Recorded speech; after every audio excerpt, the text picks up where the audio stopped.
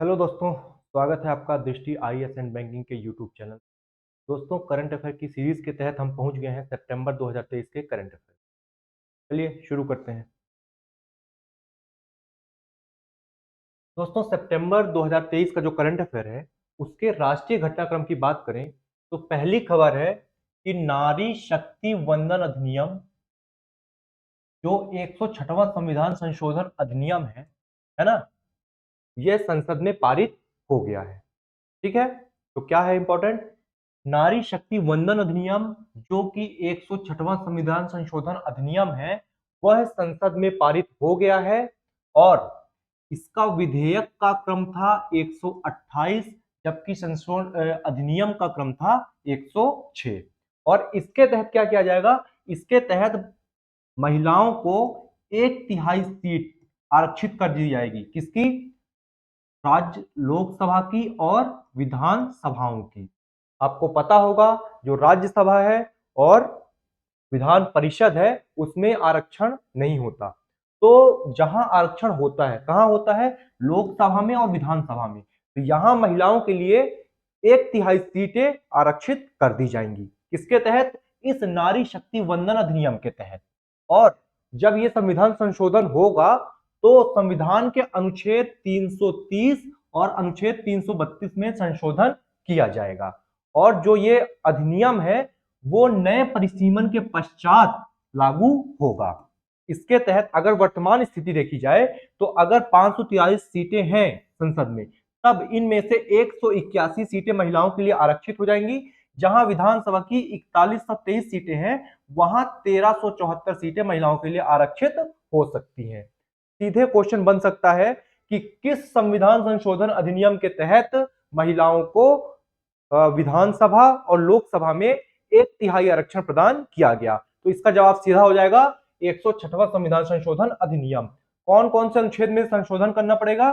330 और 332 में। चलिए अगली खबर की तरफ बढ़ते हैं। दोस्तों, अगली खबर है एक राष्ट्र एक चुनाव के संबंध में या उससे संबंधित पहलुओं पर विचार करने के लिए पूर्व राष्ट्रपति श्री रामनाथ कोविंद जी की अध्यक्षता में उच्च स्तरीय समिति का गठन किया गया, जो 8 सदस्यीय समिति है तथा इसमें एक अध्यक्ष व 7 सदस्य हैं। दोस्तों, हमारे देश में एक राष्ट्र एक चुनाव का मुद्दा जो है लंबे समय से चर्चा का विषय रहा है। और इसके तहत जो विधानसभा के चुनाव है तथा लोकसभा के चुनाव है तथा स्थानीय स्वशासन, इन तीनों चुनावों को एक साथ कराने की बात की जा रही है। इसमें एक साथ कराने वाले जो तर्क हैं वो भी हैं, एक साथ कराने से जो नुकसान होंगे उसके भी अपने तर्क हैं। इससे संबंधित जो जांच है वो यह समिति करेगी और उसके बाद रिपोर्ट सरकार को देगी। क्वेश्चन क्या बन सकता है? क्वेश्चन ये बन सकता है कि एक राष्ट्र एक चुनाव से संबंधित समिति का गठन किया गया, उसके अध्यक्ष कौन थे, या जिस समिति का गठन किया गया उसमें कुल कितने सदस्य हैं। चलिए अगली खबर की तरफ पढ़ते हैं। दोस्तों, अगली खबर है प्रोजेक्ट चीता। इसका जो है ना 1 साल पूरा हो गया है। इसकी शुरुआत की गई थी 17 सितंबर 2022 में। और इसके तहत क्या किया गया था कि कूनो पालनपुर जो अभ्यारण्य है उसमें चीते लाए गए थे, है ना। और उसके बाद गांधी सागर वन्य जीव अभ्यारण्य में भी चीते लाए जाएंगे। ये चीते कहां से लाए गए थे?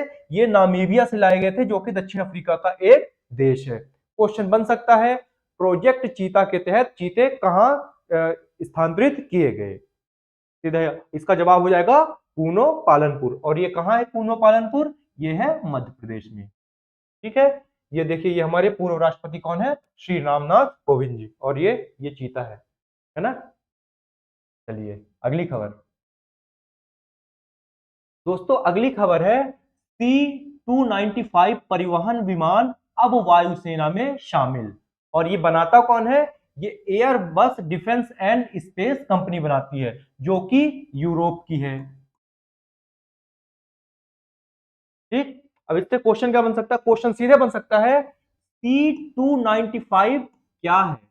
क्या है ये? दोस्तों, ये क्या है? एक विमान है। कैसा विमान है? परिवहन विमान है, वायु सेना से संबंधित। ठीक है, और एयरबस कंपनी कहां की है? एयरबस कंपनी है यूरोप की। चलिए अगली खबर देखते हैं। दोस्तों अगली खबर है समुद्रयान। यह एक मिशन है, सागरीय मिशन है। सागर की गहराइयों में मनुष्य को भेजा जाएगा और कितनी गहराई में? 6000 मीटर में। आपने गगनयान सुना होगा। और इसके तहत क्या है? अंतरिक्ष में हम क्या भेज रहे हैं? अंतरिक्ष में मानव को भेज रहे हैं, है ना। उसी प्रकार जो समुद्रयान है उसके तहत क्या होगा? मानव को समुद्र की गहराई में भेजा जाएगा और इसका नाम क्या है? इसका नाम है मत्स्य 2000। यह क्या है? भारत का पहला मानव युक्त डीप ओशन मिशन, है ना। और इसमें क्या होगा? चलिए 6 किलोमीटर तक लोग जाएंगे नीचे। इसमें क्वेश्चन सीधे बन सकता है, मत्स्य 6000 क्या है? और ये कब तक है? ये 2026 तक इसको लॉन्च करने की संभावना है। ठीक है, चलिए अगली खबर देखते हैं।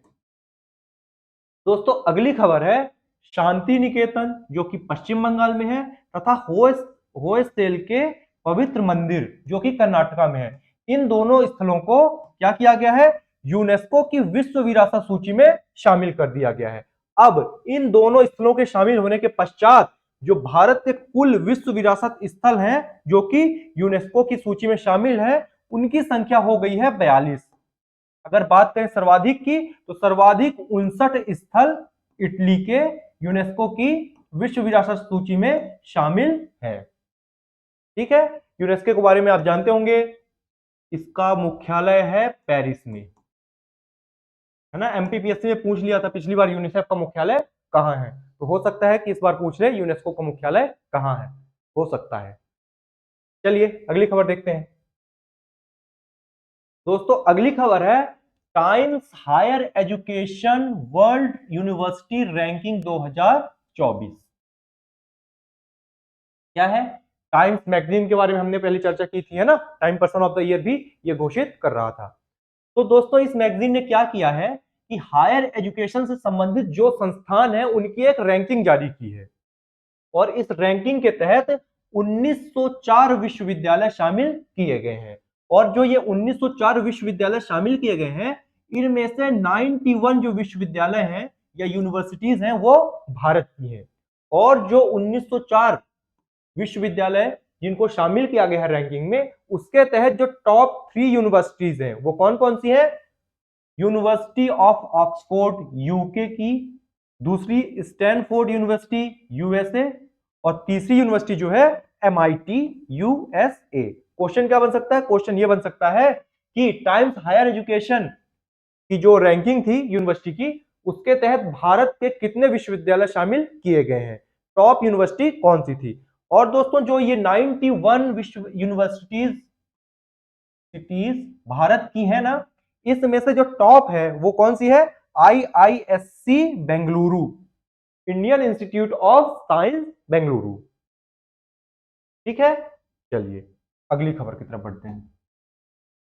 दोस्तों अगली खबर है वो अंतरराष्ट्रीय घटनाक्रम से संबंधित है कि 18वां G20 सम्मेलन सफल रूप से आयोजित किया गया। कहां किया गया? भारत में, नई दिल्ली में। कब किया गया? 9 से 10 सितंबर 2023 ये दिन है जब ये आयोजित किया गया। जो ये G20 सम्मेलन आयोजित किया गया, इसकी थीम क्या थी? इसकी थीम थी वसुधैव कुटुंबकम, one earth, one family, one future. ठीक है, ये भारत का ऑफिशियल क्या था? लोगो था जो बनाया गया था किसके लिए? G20 के लिए, है ना। और ये देखिए ये वसुधैव कुटुंबकम भी लिखा है और one earth, one family, one future, ये सभी देश हैं जो शामिल हैं किसमें? G20 में, है ना। और अगर आप इसको क्लासिफाई करके भी देखना चाहते हैं कि G7 में कौन सी कंट्रीज हैं, G8 में कौन कंट्रीज हैं, G20 में कौन है, तो इसमें आप देख सकते हैं। और प्रयास करिए कि ये जो राष्ट्रों के जो मेनली बड़ी कंट्रीज हैं दुनिया की, उनके फ्लैग आपको पता रहे, है ना। चलिए, और इसके तहत क्या किया गया? किसके तहत? जो सम्मेलन G20 का नई दिल्ली में आयोजित किया गया था, उसके तहत अफ्रीकी यूनियन को 21वां सदस्य बनाया गया। और जो घोषणा पत्र था भारत का, क्योंकि भारत अध्यक्ष था, इसलिए भारत द्वारा प्रस्तुत किया गया। तो भारत द्वारा जो घोषणा पत्र प्रस्तुत किया गया उसमें 83 बिंदु थे, 83 पॉइंट्स थे, और इसको निर्विरोध रूप से स्वीकार किया गया, है ना। और जो अगला G20 का सम्मेलन होगा 2024 का, वो होगा ब्राजील में, और उसका क्रम होगा 19वां। और दोस्तों जो G20 है, ग्रुप है, उसका गठन किया गया था 1999 में। ये सभी फैक्ट इंपॉर्टेंट है एग्जाम पॉइंट ऑफ व्यू से, ठीक है। क्रम कौन सा था? 18वां था। कब किया गया? 9 से 10 सितंबर में किया गया। थीम क्या थी? वसुधैव कुटुंबकम। किसको शामिल किया गया? अफ्रीकन यूनियन को शामिल किया गया। घोषणा पत्र में कितने बिंदु थे? 83 बिंदु थे, ठीक है। चलिए अगली खबर। दोस्तों अगली खबर है, आसियान का 43वां शिखर सम्मेलन जकार्ता में संपन्न। जकार्ता कहां? इंडोनेशिया, ठीक है। और जो आसियान है इसका गठन किया गया था 1967 में, और इसमें दोस्तों 10 देश हैं। अभी जो है 11वां देश ईस्ट तिमोर को बनाए जाने की बात चल रही है, और हो सकता है कि जब हम अगली बार चर्चा करें तो ये देश आसियान में शामिल हो चुका हो। इससे संबंधित प्रश्न क्या बन सकता है? प्रश्न ये बन सकता है, आसियान का गठन कब किया गया, कितने देश हैं, कितने सदस्य देश हैं, है ना। और उसके साथ ही देखिए, जब आसियान का सम्मेलन हुआ तो उसके साथ ही आसियान भारत शिखर सम्मेलन भी होता है ना। तो ये 20वां था भारत आसियान शिखर सम्मेलन। और उसी के बाद 18वां पूर्वी एशिया शिखर सम्मेलन होता है। इसमें कौन होते हैं? इसमें आसियान के देश रहते हैं प्लस 8 और कंट्रीज होती हैं। एक आसियान का अलग सम्मेलन होता है, आसियान भारत का अलग होगा, पूर्वी एशिया सम्मेलन अलग होता है।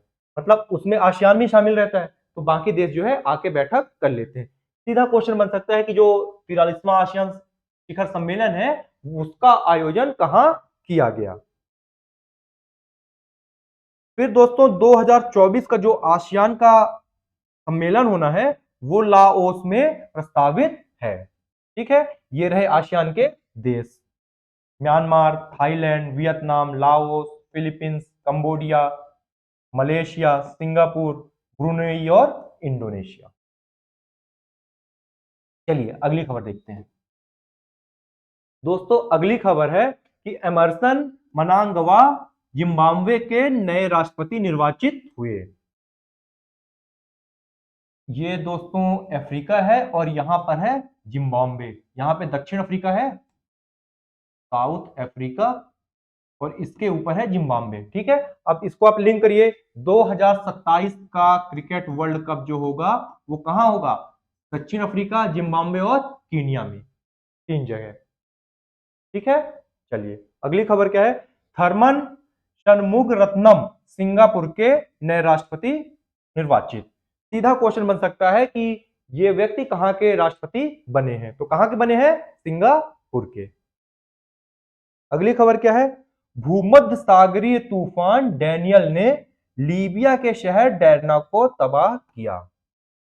अब क्वेश्चन क्या बनेगा इससे? क्वेश्चन ये बनेगा कि डैनियल तूफान कहां आया। दोस्तों ये है लीबिया, ये पूरा अफ्रीका है, और ये है यूरोप, ठीक है। और ये है भूमध्य सागर। तो भूमध्य सागरीय तूफान जो है इसने क्या किया? लीबिया को तबाह कर दिया। तूफान का क्या नाम था? डैनियल नाम था, ठीक है। चलिए अगली खबर देखते हैं। दोस्तों अगली खबर है कि अफ्रीकी देश गैबोन में निर्वाचित सरकार का तख्ता पलट, ठीक है। ये दोस्तों अफ्रीका है ना, और ये है गैबोन। गैबोन तो तख्ता पलट का मतलब ये होता है कि यहां कोई सरकार रहती है, उनको हटा के मिलिट्री कंट्रोल में अपने ले लेती है देश को, इसको कहते हैं तख्ता पलट। क्वेश्चन कैसे बन जाएगा? क्वेश्चन सीधे तौर पर पूछ लेता है कि हाल ही में किस अफ्रीकी देश में तख्ता पलट हुआ। चलिए अगली खबर। दोस्तों अगली खबर है कि ओसिरिस रेक्स, ये क्या था? ये नासा का एक यान था जो कि एक मिशन में गया था। और मिशन क्या था? मिशन ये था कि बेनू एस्ट्रॉइड था, वहां से आपको पत्थर लाना है ना, बेन्यू एस्टेरॉइड से। तो ये जो मिशन था नासा का वो सफल हो गया है। ठीक है, क्वेश्चन क्या बन सकता है, क्वेश्चन ये बन सकता है कि ओसिरिस रेक्स क्या है, ये यान है किसका, नासा का। ठीक है, और ये कहां गया था, ये गया था बेन्यू एस्टेरॉइड से पत्थर लेने, मतलब अनुसंधान के लिए कि उस ग्रह से पत्थर लेके आप आ जाओ। ठीक है, तो ये सफल रहा। फिर दोस्तों 78वीं जो महासभा रही यूएन की, उसमें हमारे जो विदेश मंत्री हैं एस जयशंकर जी ने क्या किया, संबोधित किया सभा को। ठीक है, अगर कभी क्वेश्चन बनने लायक होगा तो ये कह सकते हैं कि 2023 में संयुक्त राष्ट्र की कौन सी महासभा का आयोजन किया गया। तो महासभा का क्रम क्या था, 78 था। और फिर ये भी हो सकता है कि कभी क्वेश्चन बन जाए कि 78वीं महासभा में भारत की तरफ से किसने संबोधित किया। तो किसने किया, भारत के जो विदेश मंत्री हैं एस जयशंकर जी ने संबोधित किया। चलिए दोस्तों अगली खबर देखते हैं।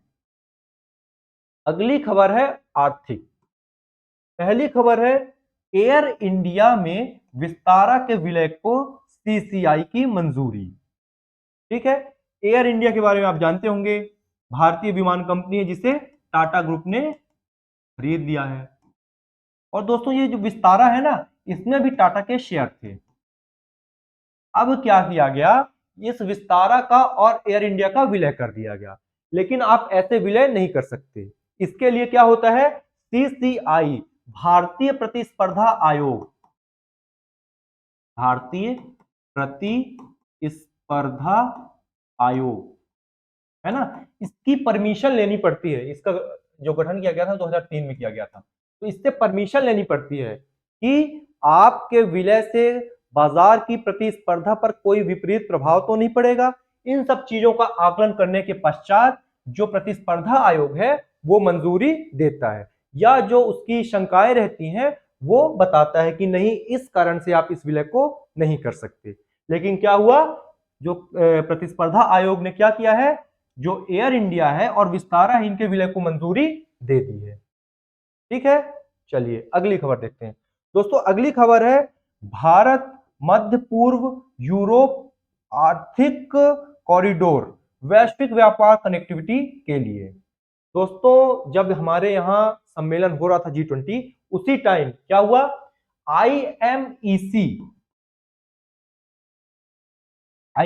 का फुल फॉर्म क्या है, India middle east Europe corridor.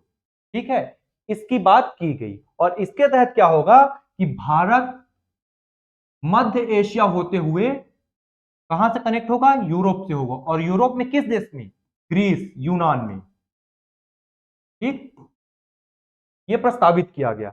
अब इससे क्वेश्चन कौन कौन से बन सकते हैं, क्वेश्चन एक सीधे बन सकता है आईएमईसी का फुल फॉर्म क्या है, India middle east Europe corridor है।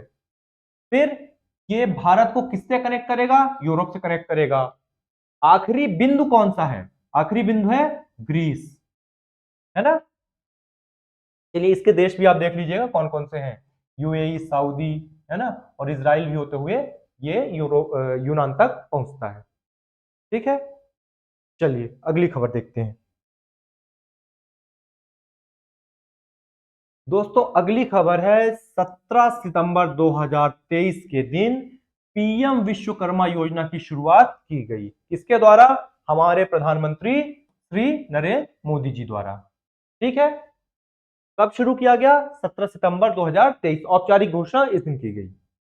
इसके तहत क्या किया जाएगा दोस्तों, इसके तहत 18 जो ट्रेड है ना, उनके कार्मिकों को, कामगारों को ऋण उपलब्ध कराया जाएगा, जिससे वो क्या कर सके, जिससे वो अपने व्यापार को या व्यवसाय को आगे बढ़ा सके। और वो व्यवसाय कौन कौन से हैं, जैसे कारपेंटर हो गए, नाव बनाने वाले हो गए, अस्त्र बनाने वाले, लोहार, ताला बनाने वाले, है ना, हथौड़ा और टूल किट निर्माता, ऐसे 18 लोग इसमें शामिल हैं, 18 ट्रेड शामिल है, जिसके तहत क्या किया जाएगा, ऋण प्रदान किया जाएगा।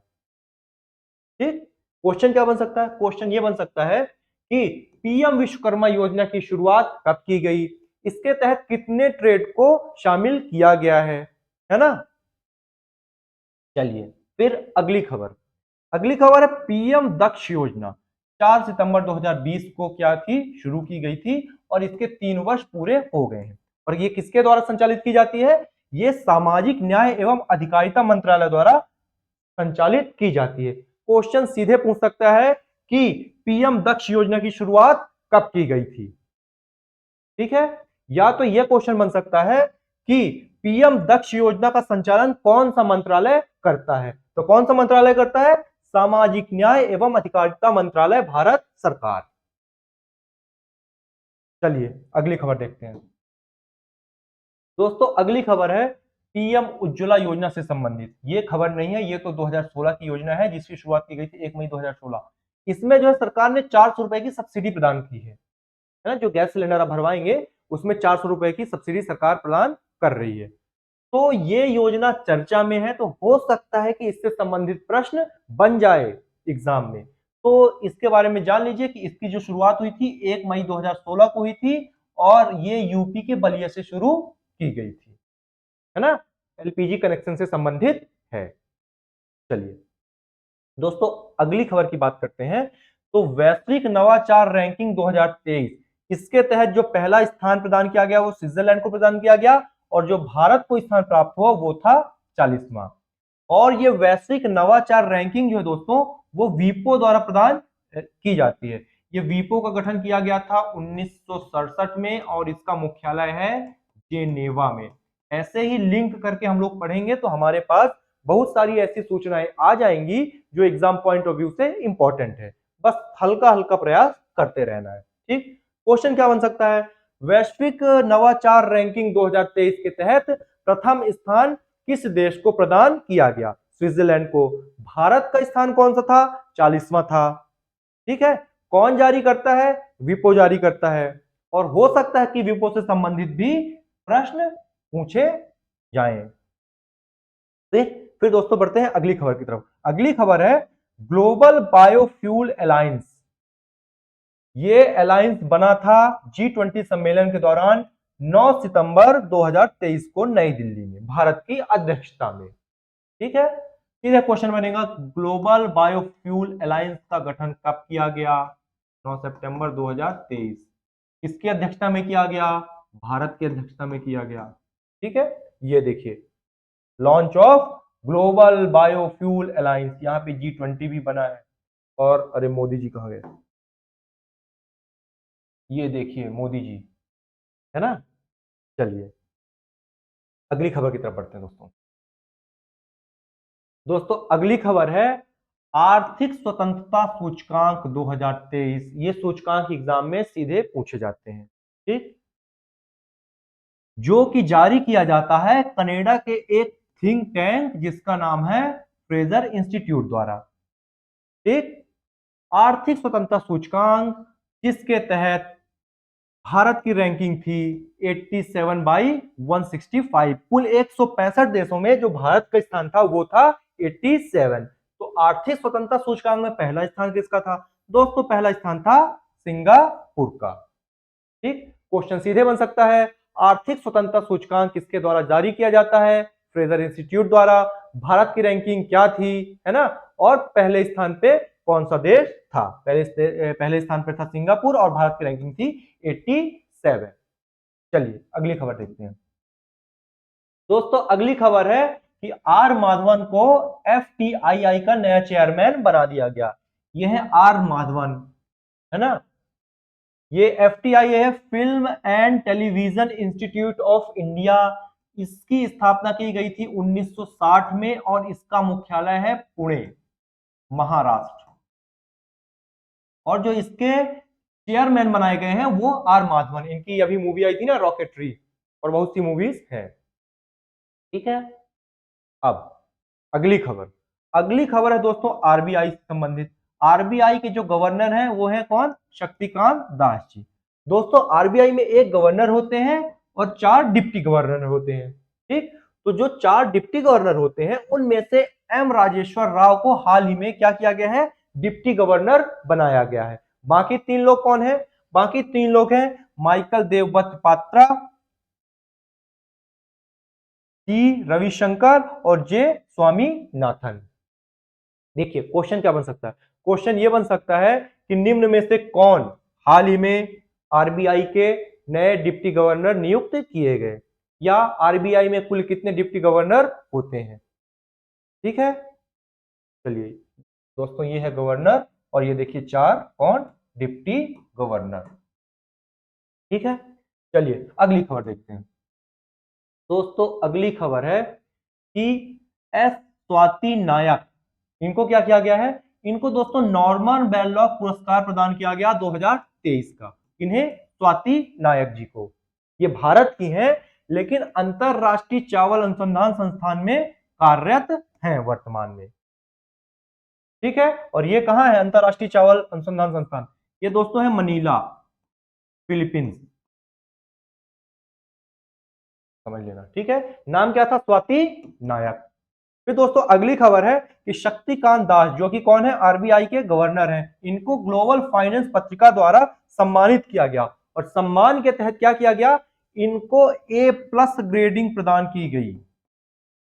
यह विश्व के केवल 3 गवर्नर्स को प्रदान की गई थी, सेंट्रल बैंक के गवर्नर्स को, जिनमें एक हमारे देश के गवर्नर कौन, आरबीआई के शक्तिकांत दास जी भी हैं। ठीक है, किसने, ग्लोबल फाइनेंस पत्रिका ने।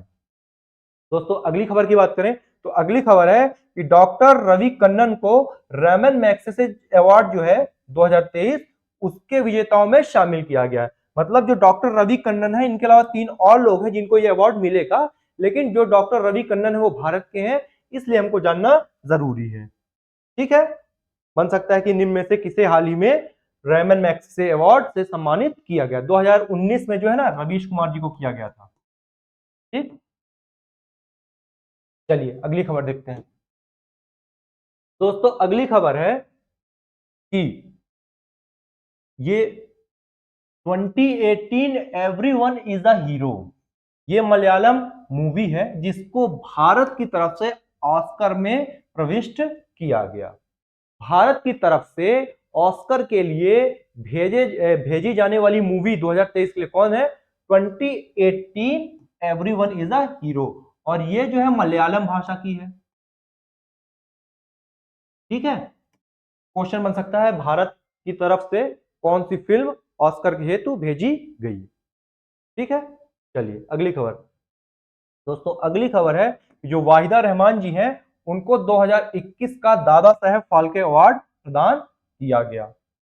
ठीक, क्वेश्चन सीधे बन सकता है 2021 का दादा साहब फाल्के अवार्ड किसे प्रदान किया गया, किसे प्रदान किया गया, वाहिदा रहमान जी को। चलिए अगली खबर देखते हैं। दोस्तों अगली खबर है सितंबर में जो कुछ महान व्यक्ति रहे जिनकी मृत्यु हुई है, उनमें पहले थे MS स्वामीनाथन। ठीक, हरित क्रांति के जनक भारत में, है ना। और इनको दोस्तों 1967 में पद्मश्री दिया गया, 1972 में पद्म भूषण, 1989 में पद्म विभूषण तथा 2024 में भारत रत्न से नवाजा गया। ये क्वेश्चन एक बार एमपीपीएससी में पूछा जा चुका है, शायद सचिन तेंदुलकर जी से संबंधित है या कोई है, तो ये हो सकता है कि पूछ ले कि इनको कब पद्मश्री मिला, कब पद्म भूषण मिला, कब विभूषण मिला, है ना। और जो दूसरी शख्सियत थी सरोजा वैद्यनाथन, इनकी भी मृत्यु हुई, ये भारतनाट्यम से संबंधित नृत्य करती थी। सीधे प्रश्न बन सकता है कि सरोजा वैद्यनाथन किससे संबंधित है, किस क्षेत्र से संबंधित है। चलिए अगली खबर देखते हैं। दोस्तों अगली खबर है फिक्की का वैश्विक कौशल शिखर सम्मेलन नई दिल्ली में आयोजित किया गया। कुछ नहीं, ये फिक्की जो है जो कॉमर्स की कंपनियां हैं उनका एक संगठन है, इसका गठन हुआ था 1927 में, और जो फिक्की द्वारा आयोजित किया गया था वैश्विक कौशल शिखर सम्मेलन, वो नई दिल्ली में आयोजित किया गया। सीधे क्वेश्चन बन सकता है। ठीक है, क्या बन सकता है कि फिक्की का वैश्विक कौशल शिखर सम्मेलन कहां आयोजित किया गया, कहां आयोजित किया गया, नई दिल्ली में। दोस्तों अगली खबर है कि मोरक्को, यहां भूकंप आया था और 3000 लोगों की लगभग मृत्यु हो गई थी इसमें।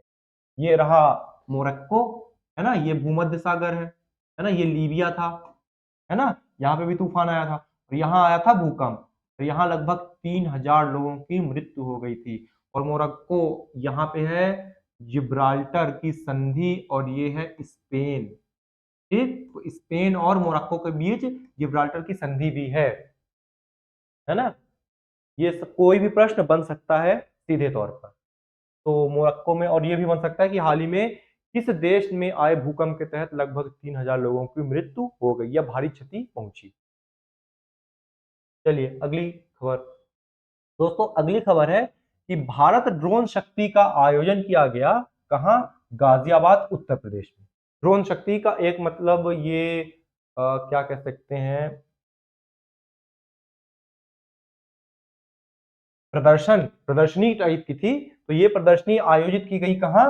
गाजियाबाद में, उत्तर प्रदेश के। सीधे क्वेश्चन बन सकता है भारत ड्रोन शक्ति 2023 का आयोजन कहां किया गया? कहां किया गया? गाजियाबाद में।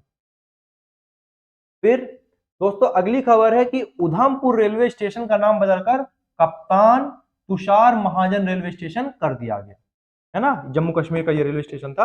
तो उधमपुर रेलवे स्टेशन का नाम बदलकर क्या कर दिया गया? तुषार महाजन रेलवे स्टेशन। ये कप्तान थे सेना में, ठीक। और दोस्तों उसी प्रकार जो औरंगाबाद था उसका नाम बदलकर क्या कर दिया गया? छत्रपति संभाजी नगर। और जो उस्मानाबाद था उसका नाम सदा शिव नगर, ठीक है। चलिए अगली खबर। दोस्तों अगली खबर है स्पोर्ट्स से संबंधित।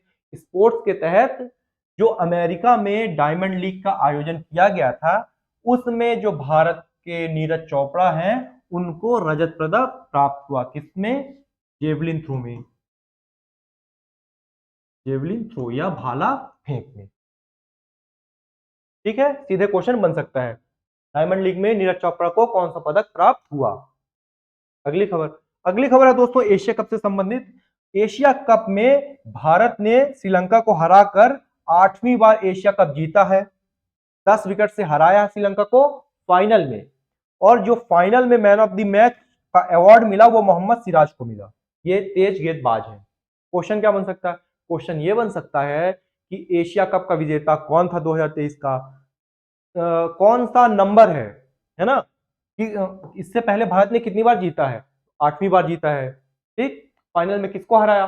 और हो सकता है कि कोई क्रिकेट प्रेमी हो जाए तो वो आपसे पूछ सकता है कि फाइनल में मैन ऑफ द मैच कौन था, ठीक है।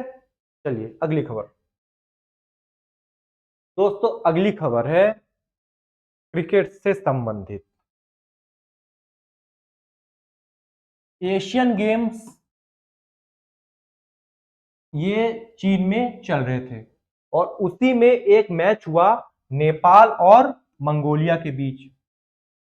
इस मैच में 3 रिकॉर्ड बने। 3 रिकॉर्ड कैसे थे? ये अंतरराष्ट्रीय स्तर के रिकॉर्ड थे। कौन कौन से? पहला, एक दीपेन सिंह एरी हैं, इन्होंने 9 गेंदों में अर्धशतक लगाने का विश्व रिकॉर्ड कायम कर लिया। इससे पहले युवराज सिंह के नाम था जिन्होंने 12 गेंद में 50 रन बनाए थे, अर्धशतक लगाया था। तो अब ये रिकॉर्ड किसके पास चला गया है? ये चला गया है दीपेन सिंह एरी के पास, ठीक है। ये पहला रिकॉर्ड। दूसरा रिकॉर्ड क्या है कि जो कुशल मल्ला है इन्होंने सबसे तेज शतक भी बना दिया। कुशल मल्ला ने 34 गेंदों में शतक बना दिया। इससे पहले जो भारत के कप्तान है ना रोहित शर्मा, इन्होंने 35 गेंदों में शतक बनाया, ठीक। एक ये रिकॉर्ड। तीसरा रिकॉर्ड क्या है कि T20 में 3 विकेट के नुकसान पर 314 रन बनाए गए नेपाल द्वारा। ये भी अपने आप में एक रिकॉर्ड है। क्वेश्चन सीधे बन सकता है कि हाल ही में किसने सबसे तेज 50 रन बनाने का रिकॉर्ड बनाया है? दीपेन ने। फिर दूसरा, किसने सबसे तेज शतक बनाया है? कुशल मल्ला ने। किस देश ने T20 में सर्वाधिक स्कोर कायम किया है? नेपाल ने। किसके खिलाफ? मंगोलिया के खिलाफ, ठीक है। चलिए अगली खबर देखते हैं। ये दोस्तों नेपाल की टीम है ना। दोस्तों अगली खबर है डूरंड कप, जो कि एक फुटबॉल का कप है जिसकी शुरुआत की गई थी 1888 में। ये एशिया का सबसे पुराना फुटबॉल टूर्नामेंट है जबकि विश्व का तीसरा सबसे पुराना टूर्नामेंट है, ठीक है। और जो विश्व का सबसे पुराना टूर्नामेंट है वो 1871 में एफए कप, ये ब्रिटेन में खेला जाता है, वो है। जो डूरंड कप है वो क्या है? वो एशिया का सबसे पुराना फुटबॉल टूर्नामेंट है। अगर एशिया का होगा तो ऑब्वियसली भारत का भी होगा। इसे जीता है मोहन बागान ने। मोहन बागान वेस्ट बंगाल का एक क्लब है। इसने 17वीं बार जीत हासिल की है और इसने फाइनल में ईस्ट बंगाल को 1-0 से हराया है। और जो ये डूरंड कप का था 132वां संस्करण था। क्वेश्चन सीधे बन सकता है डूरंड कप की शुरुआत कब से हुई? 2023 का संस्करण किसने जीता, किसे हराया, कौन सा क्रम था? ठीक है। और दोस्तों जो मोहन बगान है ना, वो सर्वाधिक बार डूरंड कप जीतने वाली टीम भी है। ठीक है, चलिए अगली खबर देखते हैं। दोस्तों अगली खबर है यूएस ओपन से संबंधित, ये ग्रैंड स्लैम है। ग्रैंड स्लैम 4 होते हैं, आपको पता ही होगा। तो और ये यूएस ओपन जो है ना 1881 से शुरू किया गया था और हार्ड कोर्ट पे खेला जाता है। ठीक, कई बार पूछ लिया कि यूएस ओपन की शुरुआत कब से हुई, है ना। यूएस ओपन मतलब अमेरिकी ओपन, है ना। तो दोस्तों इसके जो विजेता रहे पुरुष, वो नोवाक जोकोविक रहे, ये रहे। और जो महिला रही वो कोको गॉफ रही। ये यूएसए की हैं कोको गॉफ, और ये सर्बिया के हैं, सर्बिया के। ठीक है, इन्होंने हराया डेनिल मेदवेदेव को, ये रूस के हैं। और इन्होंने हराया कोको गॉफ ने किसको, आर्याना सावालेंका को। ये क्वेश्चन सीधे बन सकते हैं। यूएस ओपन की शुरुआत कब हुई, किस कोर्ट पे खेला जाता है, 2023 के पुरुष विजेता कौन रहे, और 2023 की महिला विजेता कौन रही। ठीक है, चलिए अगली खबर। दोस्तों अगली खबर है कि जो अंतिम पंघाल है ना, इन्होंने विश्व कुश्ती चैंपियनशिप में पदक जीता है, और ये पदक जीतने वाली भारत की 8वीं महिला बन गई है। क्वेश्चन सीधा बनेगा कि या तो ऐसे बन सकता है कि अंतिम पंघाल कौन है, या विश्व कुश्ती चैंपियनशिप में पदक जीतने वाली भारत की 8वीं महिला कौन बनी है। कौन है, अंतिम पंघाल। ठीक, और अगली खबर है दोस्तों की F1 में लगातार 10 रेस जीतने का रिकॉर्ड बनाया किसने, मैक्स वर्स्टैपेन ने। ठीक है, ये रेडबुल की कार चलाते हैं, और ये व्यक्तिगत रूप से नीदरलैंड के हैं, नीदरलैंड के। सीधे क्वेश्चन बन सकता है किसने 10 लगातार रेस जीतने का रिकॉर्ड बनाया, है ना, या किस देश से संबंधित है, किस टीम की कार को रेस ट्रैक में उतारते हैं या चलाते हैं। ठीक है, चलिए अगली खबर देखते हैं। दोस्तों अगली खबर है मोटो जीपी इंडिया, है ना। जैसे F1 जो होती है वो F1 कार की होती है, तो वैसे ही जो टू व्हीलर्स की मोटो जीपी होती है, इसका आयोजन किया गया था 22 से 24 सितंबर के बीच भारत में। भारत में कहा, ग्रेटर नोएडा में एक बुद्ध इंटरनेशनल सर्किट है, वहां बुद्ध इंटरनेशनल सर्किट में। और दोस्तों इस मोटो जीपी में जो विजेता रहे वो मार्को बेज्जेकी रहे। मार्को बेज्जेकी इटली के हैं। ठीक, और ये मूनी VR46 कंपनी की जो टू व्हीलर है उसको राइड करते हैं। ठीक है, तो दोस्तों यहां आपका सितंबर 2023 का करंट अफेयर खत्म होता है। हम आपके सामने पुनः प्रस्तुत होंगे अगस्त का करंट अफेयर लेके। और आपको ऐसा अगर कुछ लगता है कि इस क्लास में सुधार करने की जरूरत है, तो निश्चित तौर पर कमेंट सेक्शन में जरूर बताएं। धन्यवाद।